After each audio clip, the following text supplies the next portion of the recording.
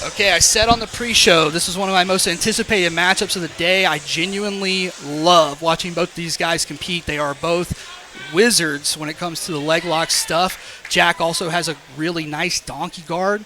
Yes. I watched all of his matches pretty much at ADCC Atlanta, and him and Vince Morelli Jr. had the best match, I thought, of the day that I saw on that first day of adult competition. So I think that both of these guys, they're established already at Toro Cup. We know who they are, and we know what they can do. They're just starting to break onto that national scene. J-Mac, he's had a couple of matches on Fury. I think he just did a match on Fury like Friday night, maybe. Yeah. He's extremely active as far as competitions go. He's always looking for the next thing. If he's not injured, he's going to be booked for a super fight or 2 or 3. And that's what you love to see out of these guys, really looking to make a name and a career for themselves in jiu-jitsu. You have to be a constant competitor. Yeah, definitely. And both these guys, constant and consummate competitors as well. Josh with a quick pull. Yeah, Josh has some great looks from bottom. I think he's got a few bonuses in his history books here at Toro Cup, and I know Jack does as well. Jack started very early on in his jiu-jitsu career. He's still very young in the game, frankly. I was there. But, yeah, he's always had that kind of vibe of a very prodigal. I like this inversion Josh trying to work with. Yeah, he's shin to shin on this. He's rolling through. Ooh. He's got a nice exposure on Jack's heel right now. Jack's got to address this fast. Jack's trying to get any kind of elevation back here. J-Mac's not in a big rush. He's fighting back and finding the toes. Jack's trying to feed him off here. He's trying to boot him off. Oh, and Jack's got to adjust quick. Jack's got the weight back on the foot. He's pummeling. He's working. The timer's not going, Tongue. I'm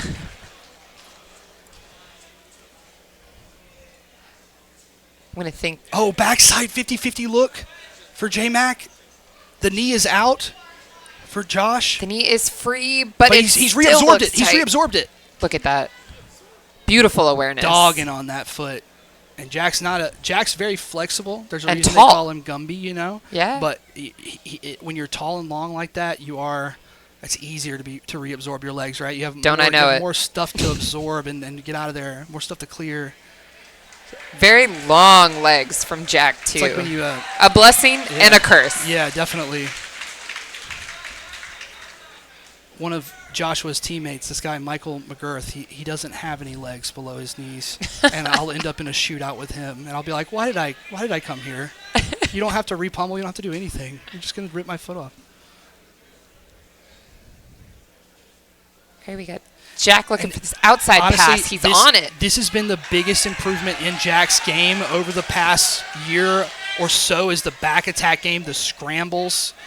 His top game has come up so much since he was a blue belt. It's crazy. And now we're seeing him on this donkey.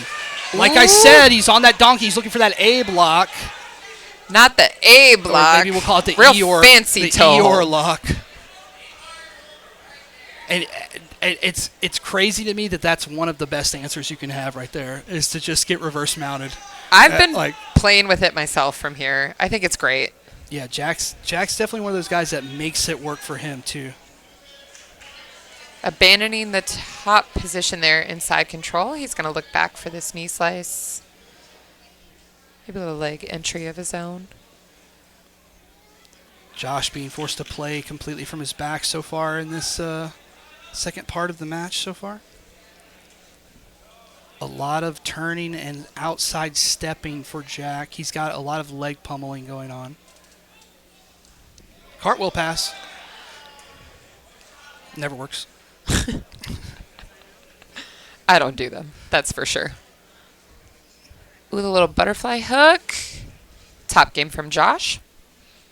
Yeah, and that is one thing. If there's one kind of a strength, sometimes when you're at this level in jiu-jitsu, where you're getting ready to turn the corner to the top advanced guys, your greatest strength can also be your greatest weakness. Absolutely. And Jack is sometimes maybe a little too flowy.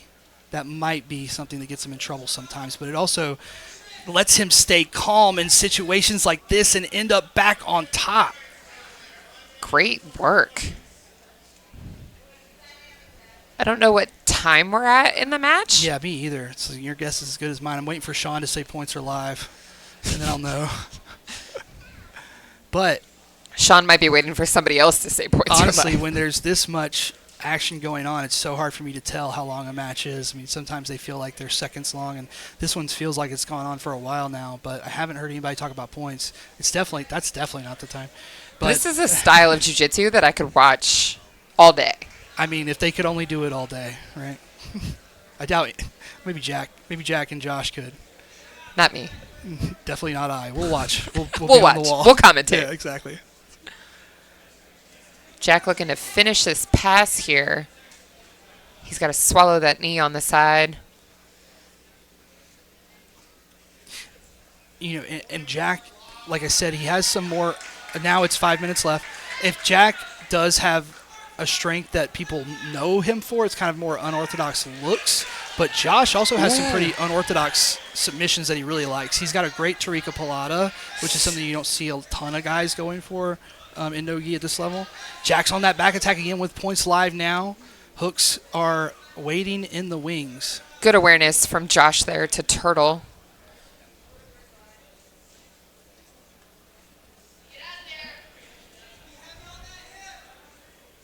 Inside wrist ride for Jack Cornwell. He's fishing for that hook. No pun intended. And he's also on our outside wrist. So one thing he was doing against Vinny that I thought was really good was he was resting this knee on the outside, on the side where he's not fishing for that hook, and he's just constantly ready to step in for crucifix, basically. If you try to come into him, if you try to go away from him, he follows you with the hook and rolls through. So pretty interesting dilemma. It's good awareness. The turtle position is, it's pun intended, a hard one to crack. Very aptly named. Yeah. And it's the same kind of setup he was looking at on Vinny. He's got the back body triangle, U.S. grappling rules, so He'll get the points. He'll get the points from back in the day. I'm sure you've done a few of those. Oh, the memories. More wrist control here from Jack. This is one of those things where your first jiu-jitsu class or your first live roll ever, you probably end up with someone on your back, right? Absolutely. Trying to do a rear naked choke on you. So it is the most checkmate, quote-unquote, position in jiu-jitsu, but it's also the one you get the most experience fighting against your entire career, most people. So it can be extremely difficult to finish these more technical guys. One thing that I've seen Jack do over and over again, go to full Nelson, half Nelson, mess with them, do stuff that they don't expect from a normal straight jacket play. And that's what's given him a lot of success in fighting on the back. And he's doing the senior Weensy is what my coach calls it, the mean. I call it the key. The key in the ignition, yeah, the jiggler. Just shove that right in the neck. A very John Schell-esque move to bust out here. Josh doing a great job hand fighting here, protecting his neck. He's really got to get to the side of the body triangle, though. Yeah, he's not showing a ton of urgency to get Jack off of him. He's mainly trying to make sure he can survive. And with 2 minutes and 20 seconds left, you know, they're not going to say that Jack's the one stalling here. And he switches it beautifully. Great awareness. Cornwell is tight on that back. He looks like he is constricting. He doesn't strike me as somebody content with winning on points. I know he wants the submission. No, so I expect 2 minutes of fighting. I've certainly never seen him go into like a conservative style at any point in any match I've ever seen him in. So I agree with you 100%. I think he will continue to look. It's just that neither guy is getting a lot to work with. There's that kind of weird full Nelson type look, half Nelson type look, the arm control. I mean, Josh does look like he's being made to suffer. I don't know if he could do this on an indefinite timeline, but he's done a fantastic job of fending off the rear naked choke attacks thus far. And it's such an exhausting position here. Yeah, it can be, especially when your hips aren't moving at all because you're in the body triangle. You don't have any kind of space. You're constantly getting compressed and you're constantly getting squeezed on. And you can see that Jack is just right on that belt line with that triangle, and you can imagine he's not being nice with it. And we're within our last 60 seconds of the match. Yeah, and you can see he's stomping. He's taking like almost like pressure off of his leg, and now he's trying to build up for the hand trap. Yeah. Building up for that trap is Cornwell. Cornwell's maneuvering around the guard of J-Mac. J-Mac's having a very hard time getting back into this one with his hips. Very hard time to clear that body triangle. Ever since he got it, it's been nightmare time. And great defense, but the defense only gets you so far when you're down by points. Yeah. And Jack's sprawling on him, putting the weight into him. And Jack still wants it here. He's going to try to spin off of this armbar with 8 seconds left. He looks like he's going to maybe get it here. Josh survives it. Sheesh.